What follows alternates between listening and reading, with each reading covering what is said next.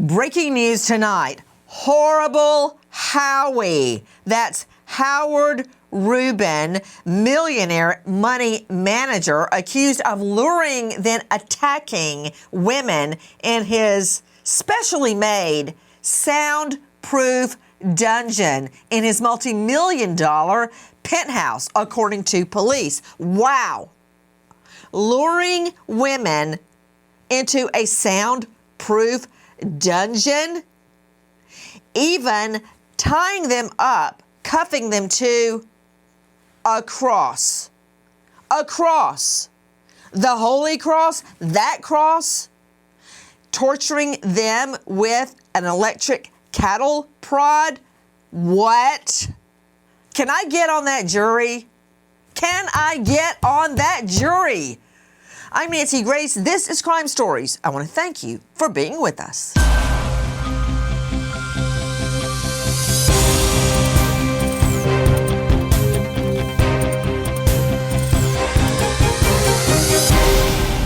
Former financier Howard Rubin, once a powerful figure in the world of finance, is now facing explosive charges for allegedly running a sex trafficking operation spanning more than a decade. Howard Rubin, multi-millionaire financier, a money manager. That's what he's called, a money manager. He manages other people's money, much like Epstein, Jeffrey Epstein, who apparently brought in, a couple of $1 million, but somehow was transferring out $500 million to overseas accounts, including Russian banks that were on the U.S. watch list. What is it with these money managers? And how does this guy, not Epstein, but Rubin, allegedly lure women, educated women, into his sex dungeon that he personally had soundproofed? Okay, right there, I need a shrink right now. Let's go straight out to Dr. Bethany Marshall, psychoanalyst joining us out of LA. She's the author of Deal Breaker. You can see her now on Peacock and find her at drbethanymarshall.com.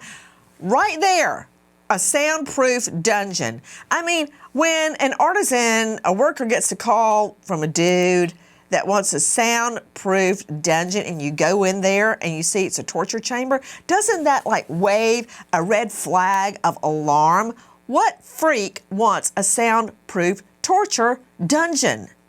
A freak who has sexual sadism disorder. In other words, somebody who can only get sexually aroused when the victim is humiliated, frightened, or terrified. And Nancy, maybe this is why he's a financial planner. Maybe he needed to make a lot of money so he could build that dungeon and buy all of that equipment.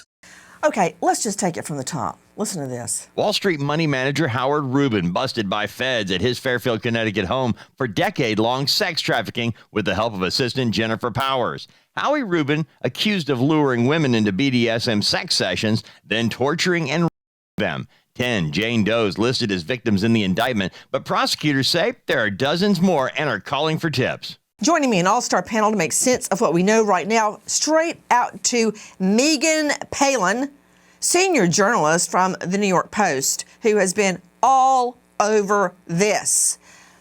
I mean, really? Now, everybody here in the studio is piping up that it only costs $5,000 to soundproof a dungeon. I don't know where they have that knowledge. But that said, this guy, I wouldn't call him just a money manager, would you? Because he's worth millions and millions of dollars. I don't mean $1 or $2 million. I mean multi-millions of dollars. And this has been going on for a long time. Why has it just been uncovered? But let's just start at the beginning. Who is this guy? Howard Rubin, he grew up in Massachusetts. He's got a chemical engineering degree. He was very successful on Wall Street once he moved in originally as a bond trader, and then kind of climbed his way up through the ranks from there and ended up becoming so successful, at least financially, and he moved around in philanthropic circles. He was well known for donating hundreds of thousands of dollars. Wait, put her up. Megan Palin. You just said he, quote, moved around in philanthropic circles. You mean he was a benefactor, he gave a lot of money away, and everybody thinks, oh, Howard Rubin's this great guy that cares about the needy? BS. According to police, Megan, he is strapping women to the Holy Cross, you know, I don't know how you feel about that, and other apparatus, and then electrocuting them in their genitals with an electric cattle prod. Now, see, that's what gets my attention, not his fake philanthropy. Of course, and absolutely. It's what he was known for prior to, while he was obviously hiding, or it was a well-kept secret in terms of publicly, this extremely sadistic, dark, horrid side of himself, which is now, I mean, the claims first came out about 10 years ago. So he has been known for these things for some time now. But this is sort of a bit of his... Wait. Again, I'm sorry to interrupt, but Megan, did you say that this was like an open secret? Everyone knew what was As of about happening? 10 years ago, when the first civil suit was filed in 2017, yes, that's when it all first sort of he started coming undone. Okay, first civil suit was about 10 years ago. Okay, joining me right now is a renowned criminal defense attorney, a veteran trial lawyer, founder of Rubin Law, no relation, I assume. Danny Rubin is joining us out of LA. Danny, before you put on your defense hat and start arguing with me, can I just talk about the duality here? The duality of going to these, $10,000 a plate philanthropic events, dinners, where rich people walk around sniffing of each other, and it's a scene. It's a scene like a nightclub scene, or just any scene. The same people go over and over and over, and I'm glad they do, because they do wonderful things for the needy. But the facade that he has created of this benefactor, while all the time the word is he's torturing women in a sex dungeon after luring them there. Just that duality. You tell that to a jury, it's like putting a nun up for the defense. Of course they're going to believe her. I mean, I think that the duality is important. I agree with you. On the one hand, it might be a mask to what's going on elsewhere. On the other, he might actually care about certain things that he's donating to. But I do want to say that these things are alleged right now. They're not a given. They're not proven, and he's innocent till proven guilty. I think we have a lot more to get into before we can start casting judgment on whether Howard Rubin did or didn't. Rubin. Anybody watching crime stories knows about the presumption of innocence. And as predicted, you only gave the first portion of that charge to the jury on presumption of innocence. And I believe you will agree with me that the actual charge is that the defendant is presumed innocent.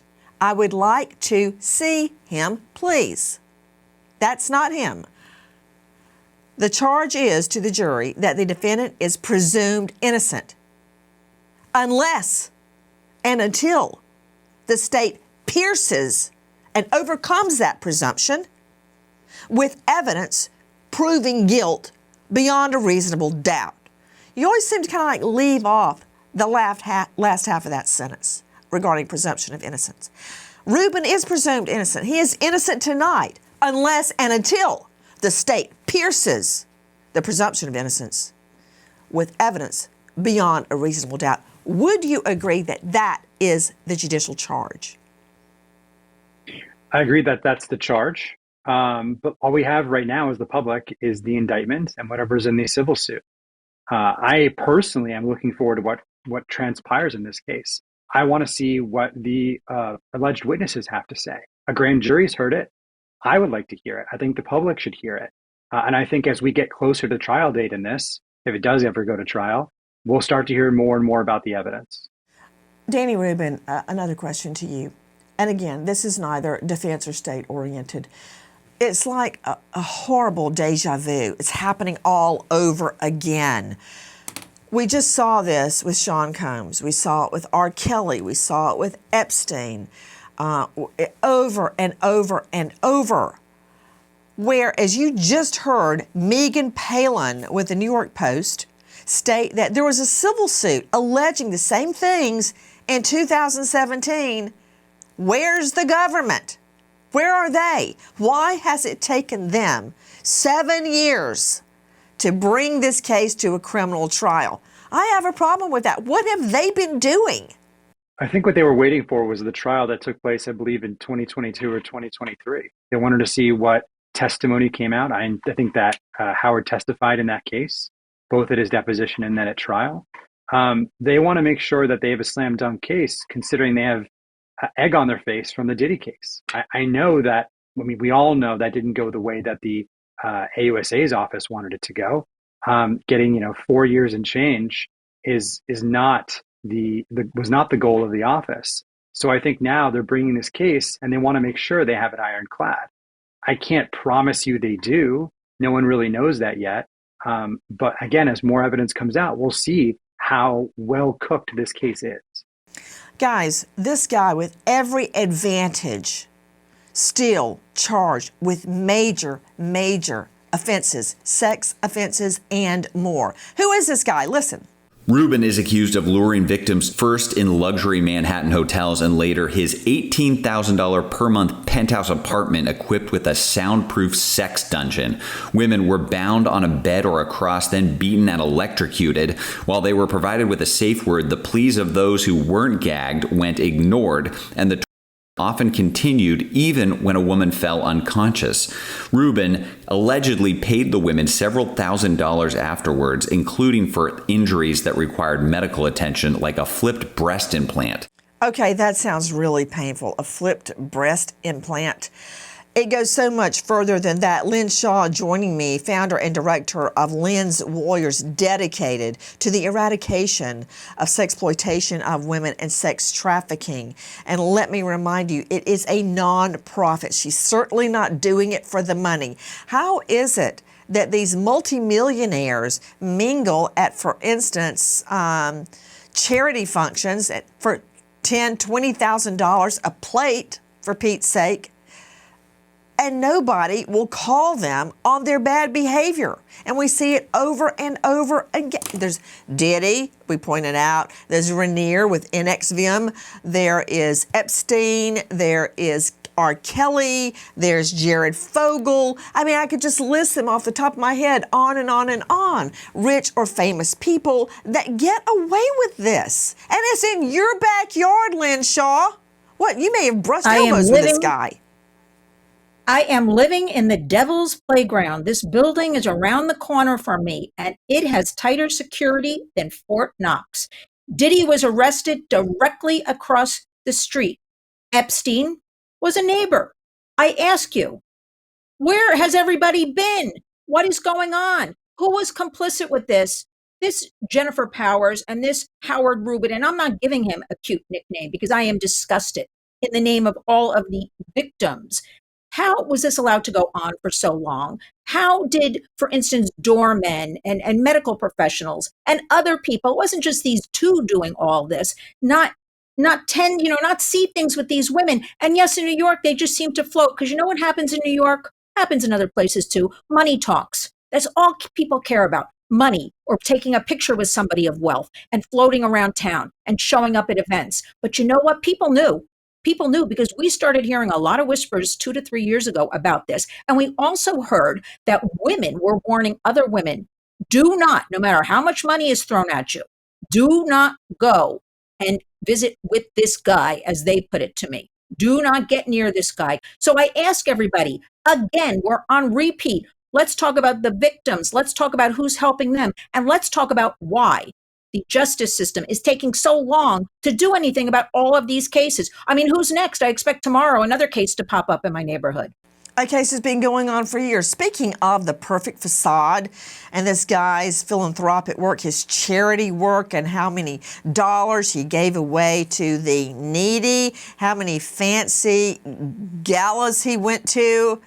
What were the feds and the local authorities, LA law enforcement, My people blinded by his money and his local fame. Well, I'm not blinded. Here is part of his facade. Rubin becomes a Wall Street commodity while he trades bonds at Salomon Brothers. Rubin profiled in Michael Lewis's book Liar's Poker for his contributions to the collateralized mortgage obligation market. Rubin goes on to senior positions at Merrill Lynch, Bear Stearns, and Soros Fund Management. Marries fellow financier Mary Henry, and the couple is very active in the NYC philanthropy scene. After 3 children and 36 years of marriage, Henry divorces her husband when he is accused of sexual violence. Hello, Nancy Grace here. To all of you homeowners, when's the last time you checked on your home title? If the answer is never, well, this is for you. Scammers steal home titles. Your equity is the target. Criminals forge your signature, and just like that, your home title is transferred out of your name. And that is why we partnered with Home Title Lock. So you can find out today if you're already a victim. Use our promo code Nancy at HometitleLock.com for a free title history report, plus a free trial of the $1 Million Triple Lock protection. That includes 24/7 monitoring of your title, urgent alerts to any changes, and if fraud does happen, they will spend up to $1 million to fix it. That's HometitleLock.com. Promo code Nancy. Howard Rubin and his former assistant Jennifer Powers have allegedly been trafficking and transporting at least half a dozen women across state lines for a decade. Most of these women were former Playboy models. These women, educated, beautiful, many of them models, and he would act like he's taking them out on a date.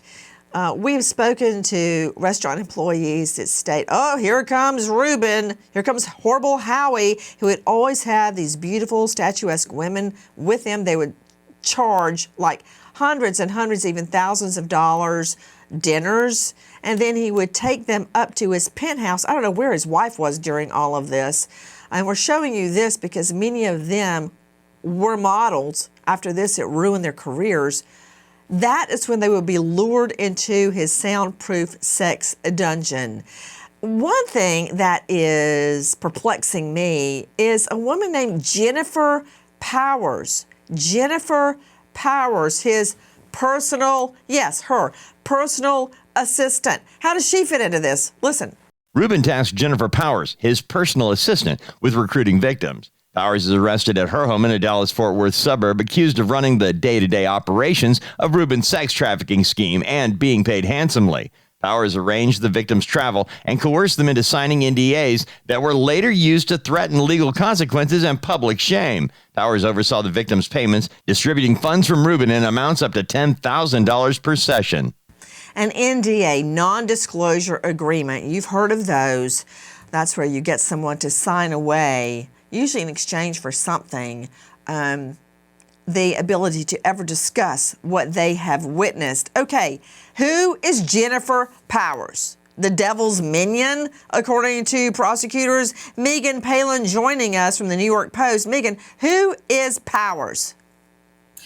Powers started out as Rubin's personal assistant in 2011, and according to the indictment, quickly became basically his aide for this alleged sex trafficking scheme.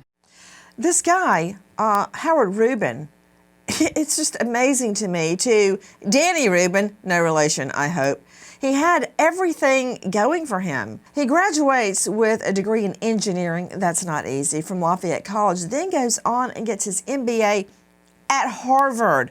I'm sure Harvard is so proud tonight that yet another one of their MBA grads has gone on to greatness. He had everything going for him.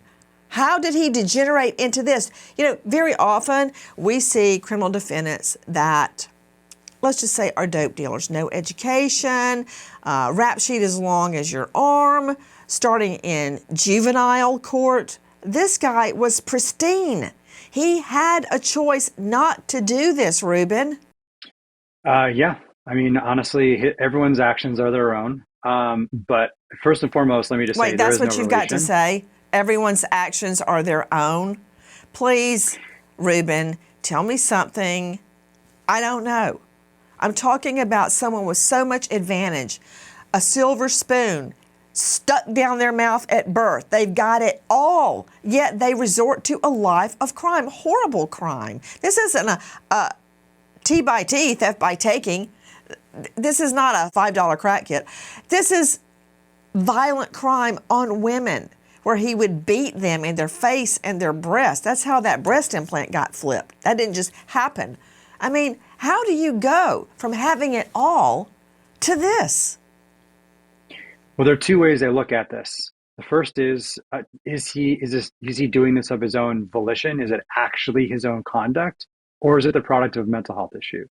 As Megan talked about earlier, but please let me see him say this. Okay, you do have a straight face.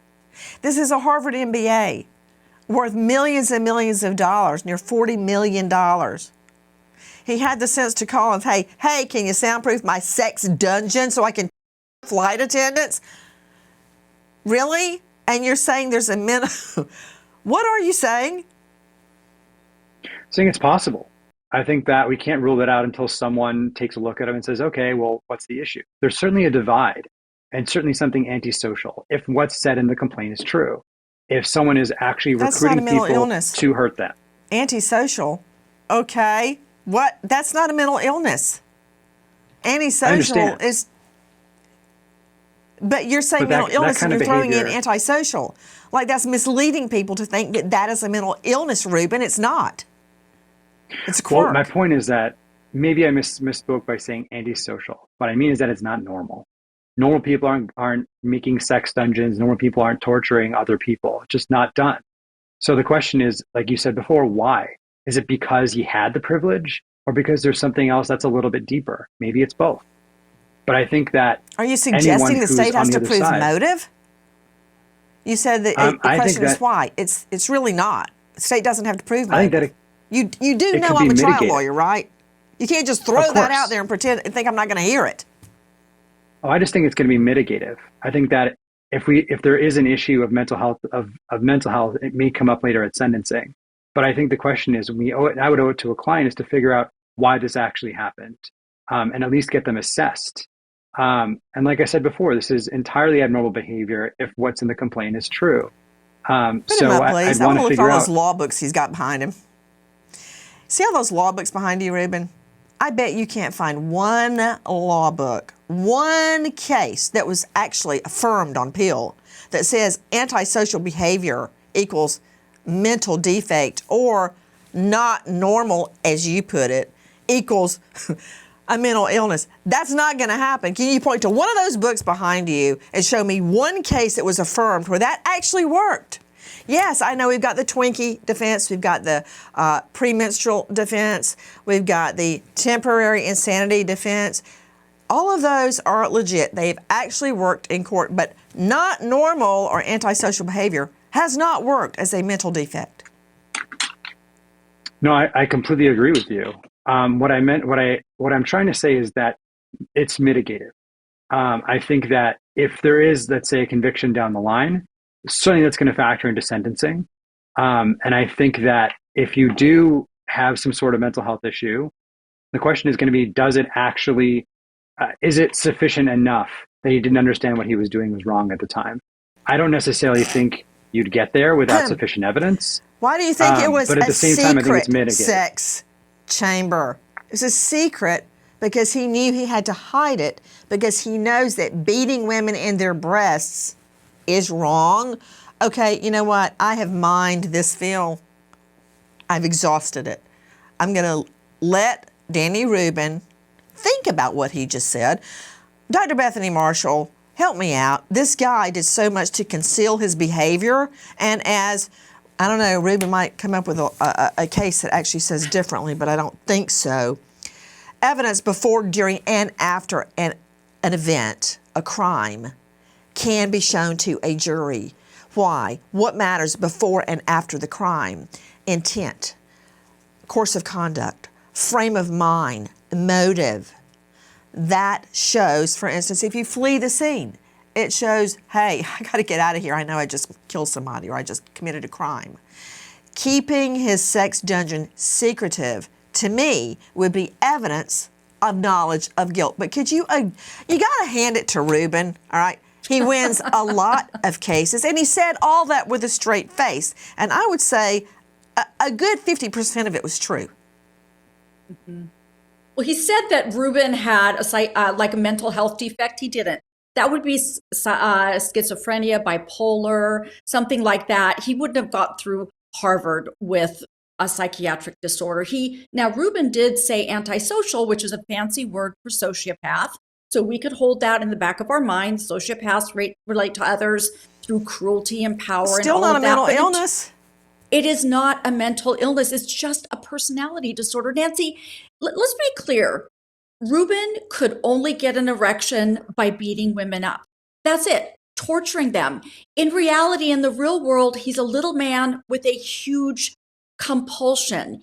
He goes to these philanthropic events so he can mine for victims, people who are sociopathic, and I'm not sure, I've never seen him, but they want to associate with high network individuals because they can get something from them. It makes them feel powerful. It makes them feel big. And this is what he wanted to feel with his victims. Now, Nancy, he was very manipulative, okay? He offered them money. He would take them to these fancy dinners.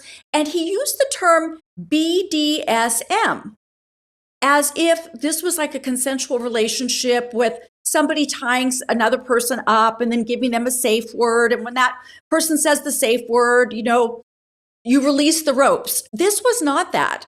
This was a torture chamber dressed up as something different. And one final thought, Nancy, sociopaths wear something that we call the mask of sanity, meaning they know that they're different from other people in society. So they learn to move and act in a way that appears normal so they can compensate for their defects when in fact, this guy had a compulsion that was organizing his entire life.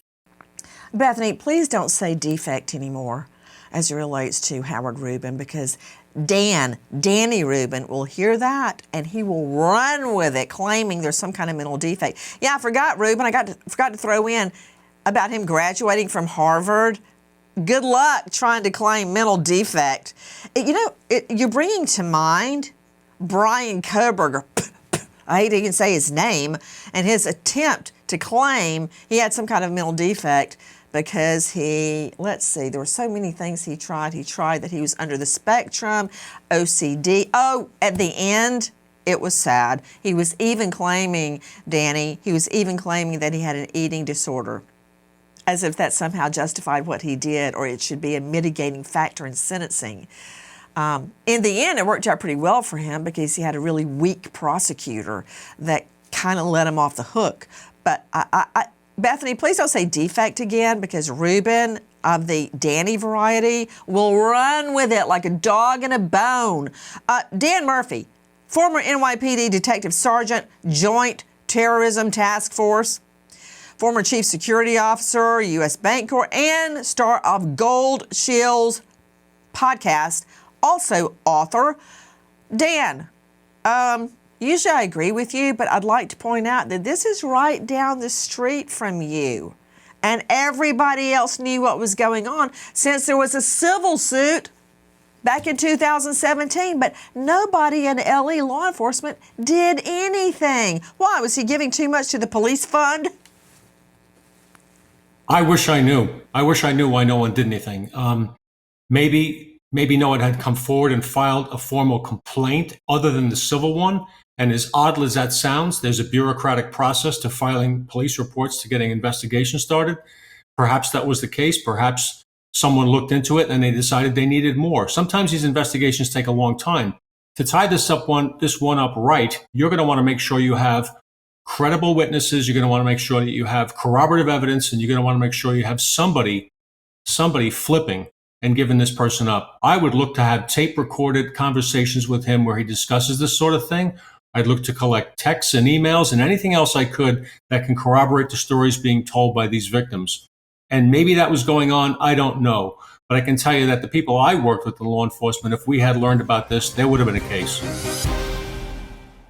Hi guys, the Fed has finally dropped interest rates, and that is great news for all American homeowners. Wages are flat, prices keep climbing, and for many people, the only way to get by is to use credit cards and build up all that debt. If you are a homeowner, consider calling American Financing. Interest rates have dropped. Many homeowners are seeing options in the low fives. Now, compare that to credit card interest rates charging rates in the 20s or higher. That's a lot of money. They're salary-based mortgage consultants, and I say that because they don't get a cut of their sales. Salary-based mortgage consultants save customers an average of $800 a month. If you get started today, you may even be able to delay your next mortgage payment. Take control. I know sometimes it feels like you're drowning in debt. Call American Financing, 866-888-0344. Repeat, 866-888-0344. Or go online to americanfinancing.net/Nancy. And good luck. Assistant Jennifer Powers would handle the operations logistics, recruiting and booking the women's flights, managing payments, restocking his dungeon, and getting the women to sign NDAs. Rubin apparently spending over $1 million to fund the enterprise. At what point do you look up and say, why am I restocking a chamber? I really didn't imagine as a little girl that I would grow up restocking a chamber. Who is this woman? You just heard Dan Murphy from Gold Shields podcast, former NYPD detective sergeant, that Dan Murphy, talking about when was the first police report filed, because cops can't just go forward when nobody has made a complaint. Even though there was a 2017 civil lawsuit laying all of this out. Right now, the Fed's actually asking for victims to come forward, much as they did in the Sean Combs case.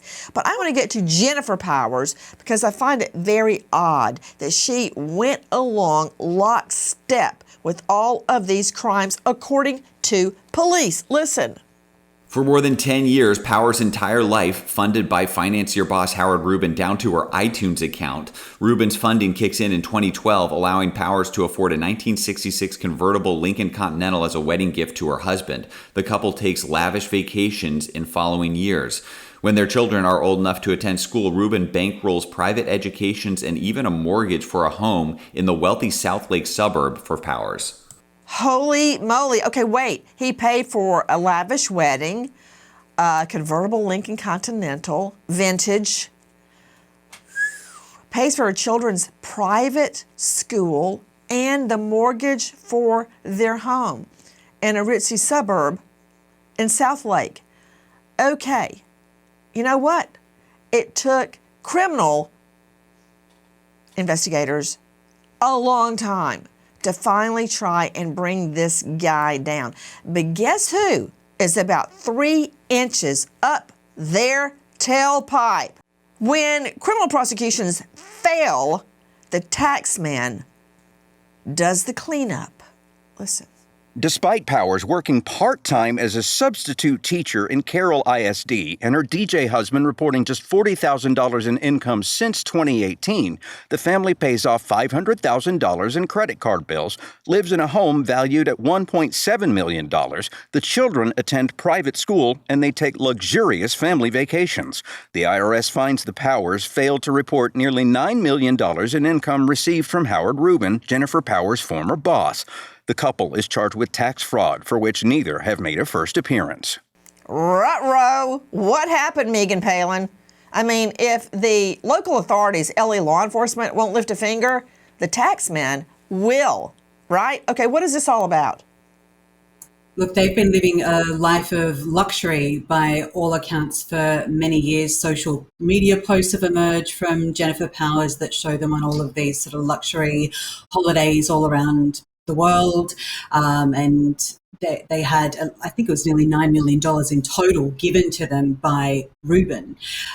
So for her, she's obviously benefited greatly from this partnership. Guys, this would not be the first time the tax man did the dirty work for law enforcement. I'm sorry to say that right to your face, Dan Murphy, former NYPD Detective Sergeant, Joint Terrorism Task Force. It goes on and on and on. I mean, you've heard of Al Capone, right, Murphy? Al Capone, the head of the mob, him. Right. And you've probably heard of Wesley Snipes, the famous actor, MC Hammer, remember the Hammer? It goes on, Willie Nelson, Pete Rose, Martha Stewart, all of them got into a tangle with the tax man. Danny Rubin, when Ellie won't lift a finger and won't go forward, the IRS will, and you better run like you see the Grim Reaper outside your living room window just staring at you. Oh, yeah. And I'm not talking about, hey, you have to pay us back. They will put you in jail, and you will rot in there. That is 100% right. And let me tell you, it is very clear that that anyone should respect and fear the IRS. Everyone should report their taxes as they should. In fact, make sure you do it right. Make sure you do it often. They are merciless.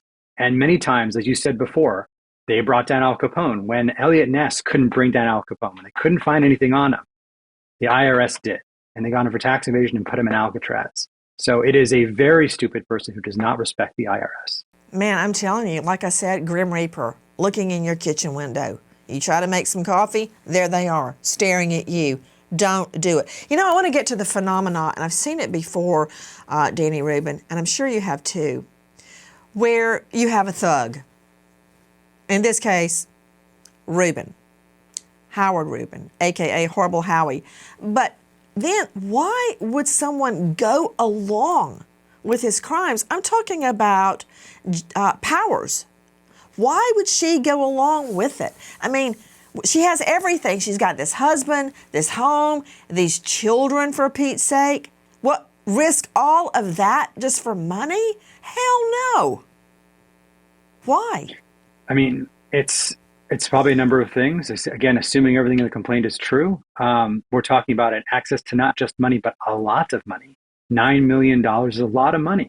And you're hobnobbing with people who are of very high social status and very high wealth individuals. I mean, you don't just get that access from anyone. And being part of that world can change you. Being part of that world gets you access to things you wouldn't normally get.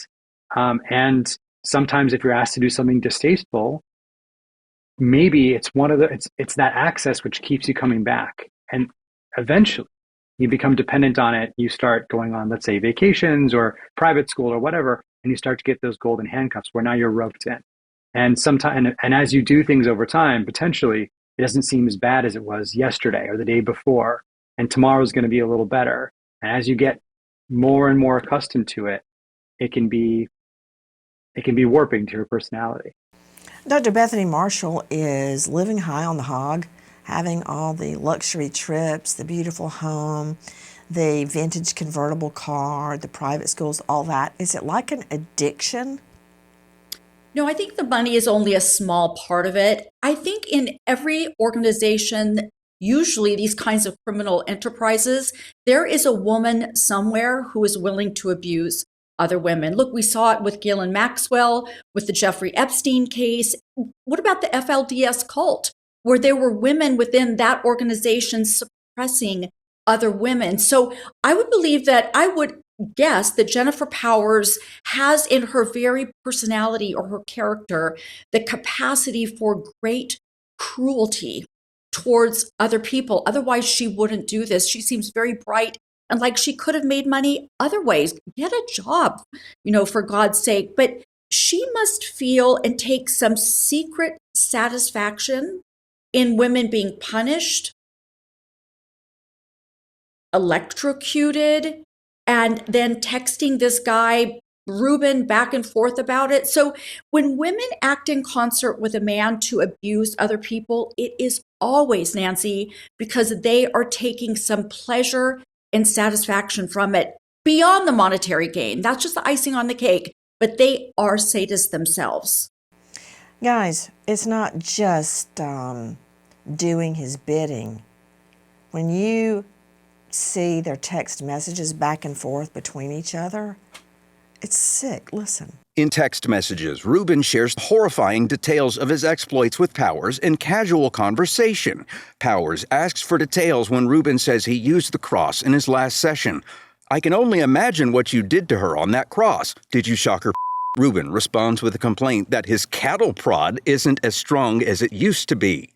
Lynn Shaw, this is the type of conversation that I would expect from a pimp talking to another pimp about how some of the Johns, the women or the girls. This is a guy in your neighborhood that attends all of these glitzy galas, raising money, him, for the needy, a multi-millionaire Harvard grad, and his hench person, the Beelzebub to his Satan, they're laughing about shocking ladies with a shock device after forcing her, binding her to a cross. Listen to what we're talking about. Jennifer Powers, do you know how disappointing and horrific she is? A woman doing this to other women. All of the cases I can think of, I'm sitting here trying to think in my mind, there's now a woman involved. They're doing all the dirty work. And this woman is laughing about all of this and taking joy. And I agree 1,000% with Dr. Bethany. She really nailed it. There's something wrong with this woman. And my goodness, couldn't she even think of her children and clean it up and get out of this or not do it at all? But here's the thing. This is why we have women who don't want to come forward, girls who don't want to come forward. They see another woman does this, and they're seeing again that dynamic of power, wealth, and they're seeing it wasted on this. And this is why we can't get them to come into court to testify. It's falling apart. This is another case, another example. And again, a woman doing this to another woman. I can't imagine. This is just not exploitation. This is morally corrupt. This is evil happening. And you know what?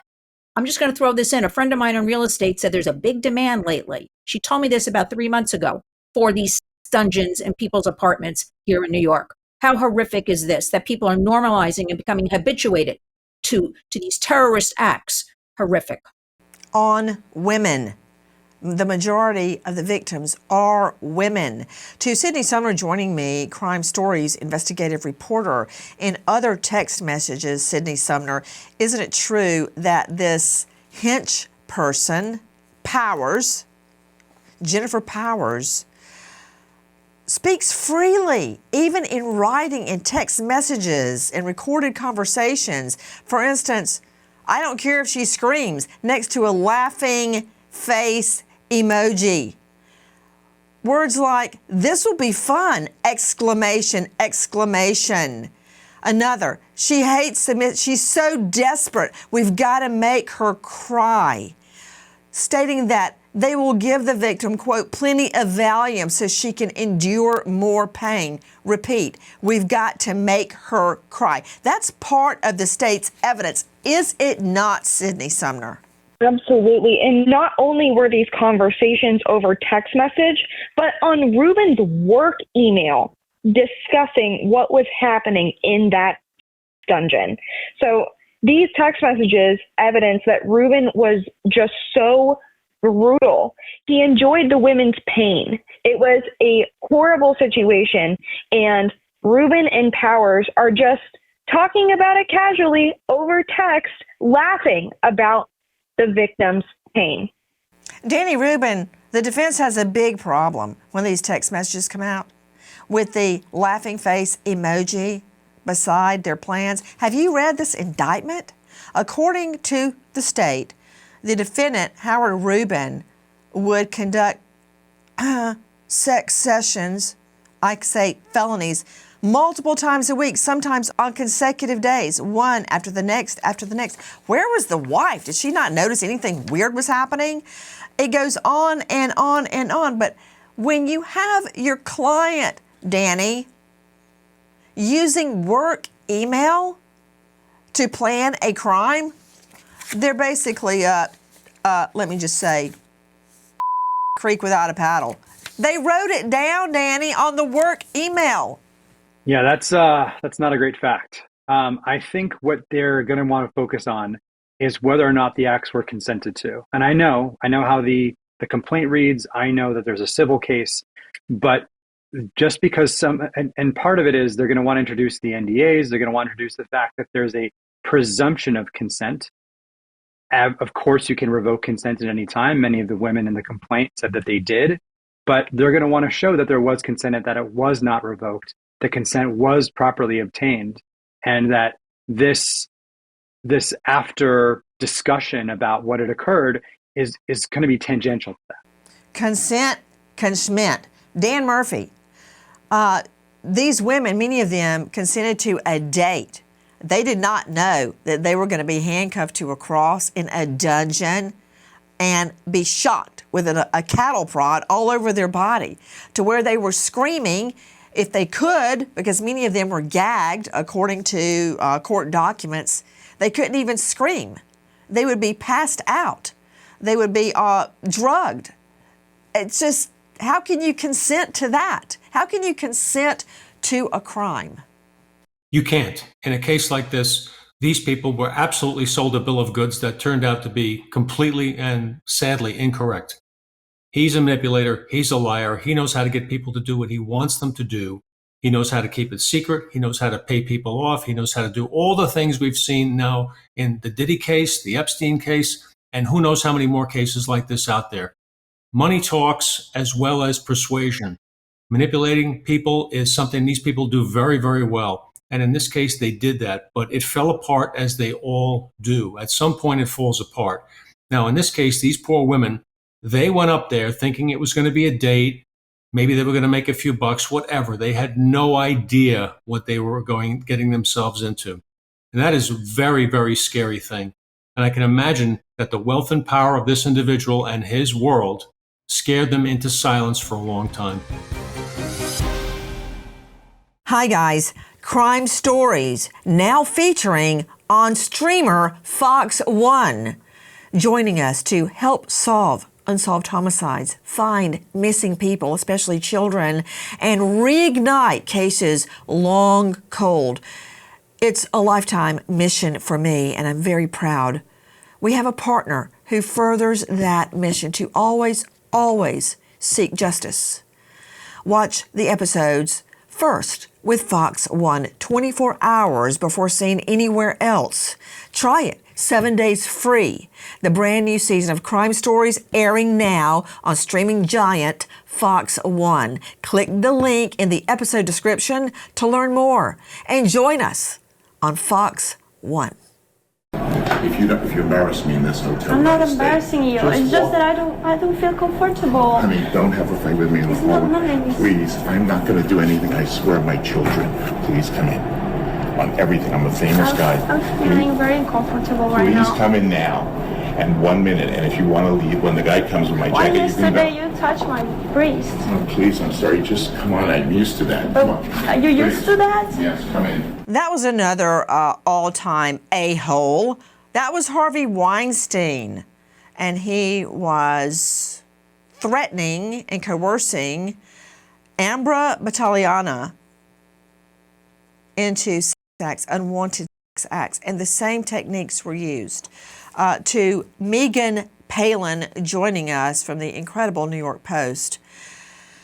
Megan, the defense there and the defense here is that these women agreed to what was happening and then had second thoughts when it was over or it went too far. Bottom line, that they essentially consented to the acts.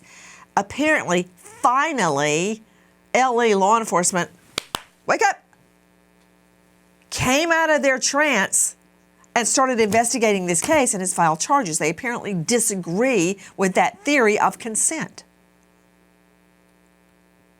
Well, I mean, it's pretty obvious that things changed once they got there, because even after the case, once they'd left the dungeon, there's text messages that have come out that show that these women were texting Jennifer Powers explaining that their injuries were so severe to various degrees, and she was responding, telling them to ice them, to deal with them in other such ways. These were all sort of like, it appears to be part of the management of the aftermath of things that they certainly weren't expecting to get out of it when they entered this apartment, which, by the way, I know you mentioned earlier that you'd wondered where his wife had been. This penthouse was not his residential property. It was leased for $18,000 a month specifically for these sexual escapades that he was having there. Megan, I'm curious. You were describing how Powers, the hench person, the secretary, as you said, managed the victims. What were their injuries that we know of?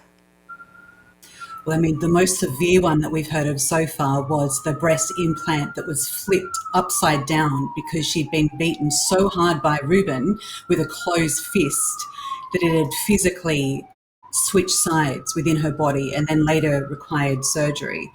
Others were talking about bruising and pain to their bodies and whatnot. To the full extent of the injuries we haven't heard yet. I guess that's all going to come out at some stage, but they were severe from the details that we have heard so far, particularly the breast implant one.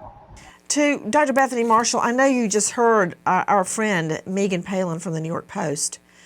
To beat a lady in her breasts so violently, it flips the implant. How does anyone derive pleasure out of that? Nancy, this is what we call a perversion. And specifically, this is sadism, where watching the humiliation, the suffering, and the fear of the victim causes the perpetrator to become.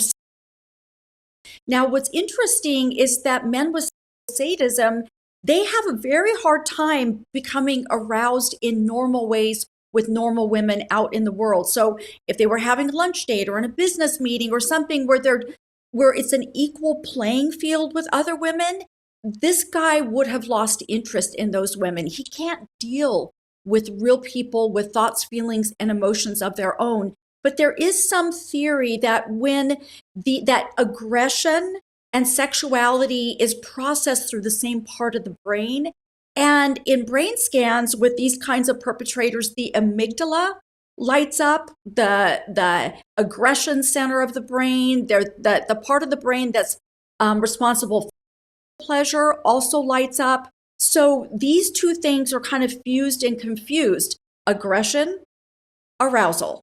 Those two things go together in this disorder. And also, it's a compulsion. People with compulsions, as I said earlier, they organize their entire life around the compulsion. So everything you look at that he did, even getting married and having children, that might have just been a way to cover up his deviancy so he could pass as normal in society. Danny Rubin, veteran trial lawyer out of LA, I got a question for you. It's a personal question. When you're representing people such as Howard Rubin, and you're sitting there beside them, do you ever get totally disgusted, totally skeeved out, and just want to, like right now, even talking about this, I just want to get up and run out of the studio, screaming as if I'd seen a monster. It's just, how do you do it? How do you quell those thoughts, that aversion, and keep a straight face and keep doing it? Because that's your duty as a defense lawyer, to the utmost of your ability to save your client. How do you deal with that? I look at all the facts.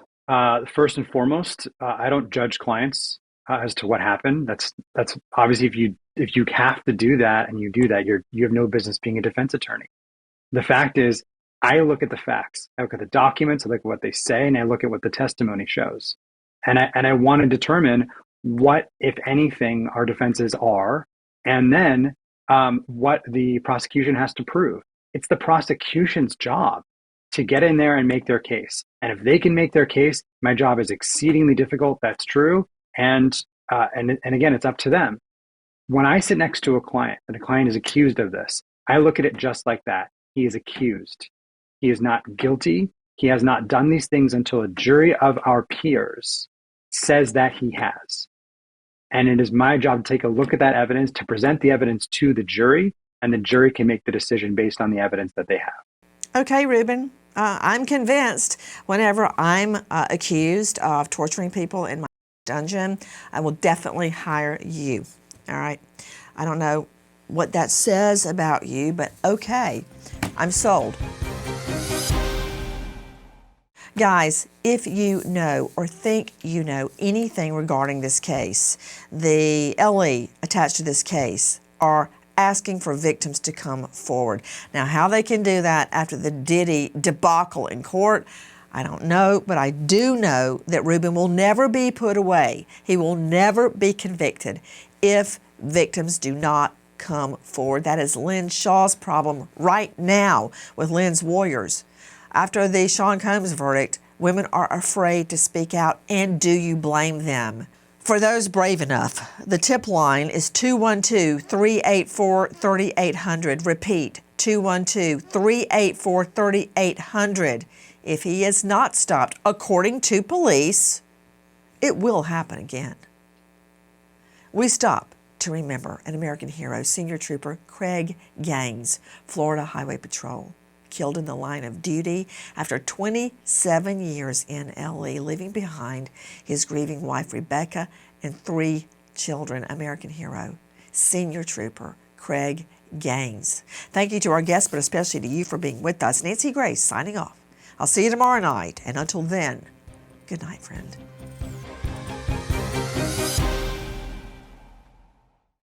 Hi, guys. Please join us on our mission to find missing people, especially children, to solve unsolved homicides. And if you're on the go, please join us on your favorite podcast app where you can get all our content, where we, in our way, seek justice.